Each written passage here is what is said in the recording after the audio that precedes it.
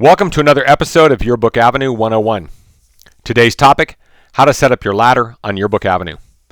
Before you even start working on your ladder on Yearbook Avenue, we suggest you have three things completed. Number one, that you have set up logins for your entire yearbook staff. If you haven't done that yet and you aren't sure how, there is another Yearbook Avenue 101 video about that topic. Number two, that you know approximately when events at your school are going to take place so you can assign those pages to a specific deadline. And number three, if you are not basing this year's ladder on last year's ladder, we hope that you have created the ladder in some other form first. Some advisors use Excel, others use the Jostens ladder diagram you'll find in your Yearbook Sidekick book or a Jostens wall ladder diagram. Both of these can be found in your yearbook kit. No matter how you do it, have something ready in advance.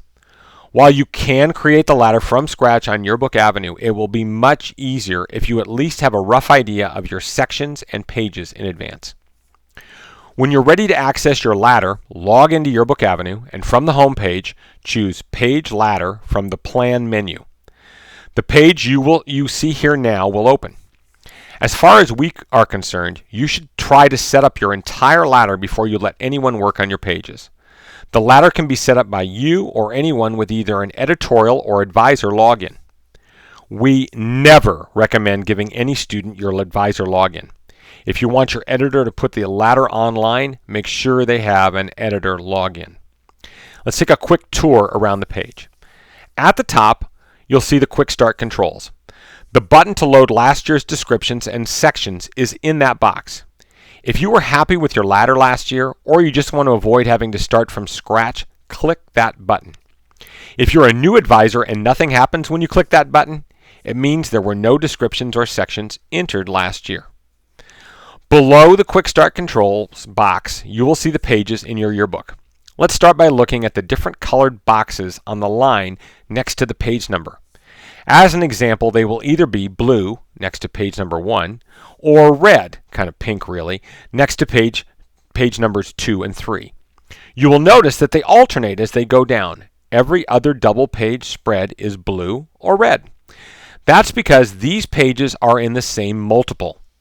All the blue pages are printed on one side of a press sheet and all the red pages on the other. We print your yearbook in what are called signatures, which are 16-page groups that are printed on one sheet of paper with 8 pages printed on each side. These signatures are then folded, trimmed, and sewn with the other signatures into your yearbook.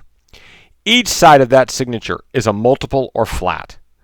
The blue pages are in one multiple, while the red are in the other. Why does this matter? Because one of the things we would love you to always be aware of is that completing those multiples and signatures as soon as you can, as we can't print any of the pages in a multiple until we have all the pages in that multiple. That means as you create your ladder, please do your best to keep things that are in one multiple all being submitted on the same deadline. And if you're new to yearbook advising, you should know that you do not have to submit your yearbook in any particular order. You can send in multiple 10, which includes pages 66, 67, 70, 71, 74, 75, and 78, 79 on your first deadline. And you can send multiple 1 on your last deadline. It's your choice as to how you organize your pages and your deadlines and when you submit them. Looking back at the ladder on Yearbook Avenue, you may also note the differing color backgrounds on the pages themselves. Red indicates a page that has not been started, yellow a page that is in progress, green a page that a staffer has marked complete for editorial review, and pages with a black background have already been submitted. To begin setting up your pages, start on page 1 and type in the section name. This will vary depending on how you organize your book. If you're doing traditional section organization, you may have student life, people, sports, clubs, etc. If you organize your yearbook chronologically, you may have other sections, seasons, months, weeks, etc. as well. As soon as you have filled out the section and description for a page, choose a deadline for that double page spread to be submitted.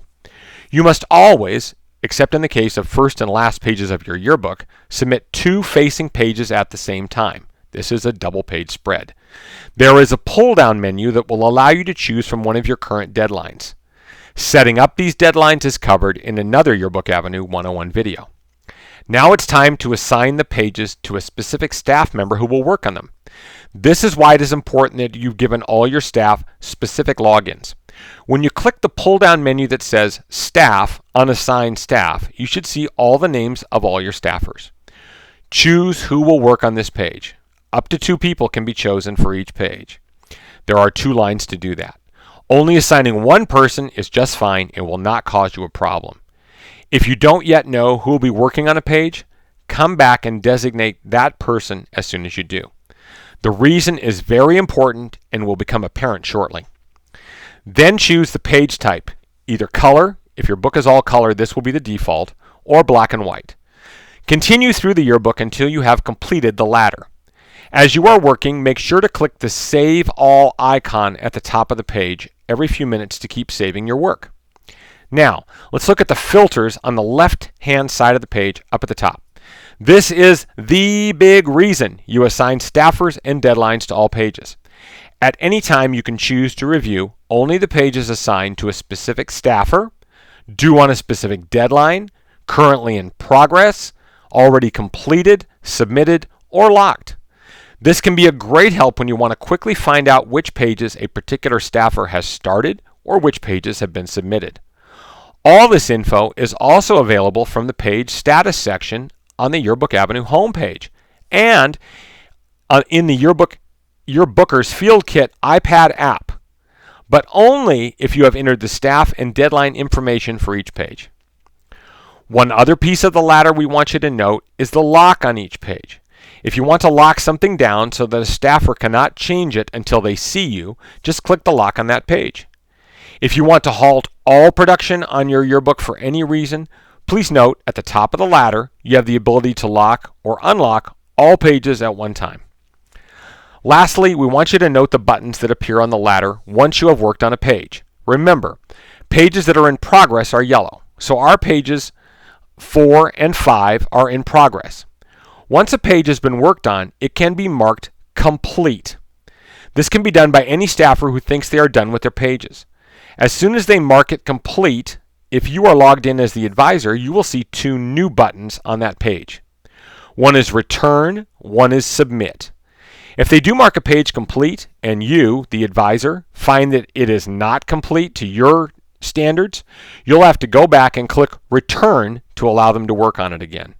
Or, if it is ready to go, you can just click Submit and it will be submitted to the plant. When you're done entering your ladder from top to bottom, please send me an email so I can go in and check it to see if there are any concerns that we need to discuss.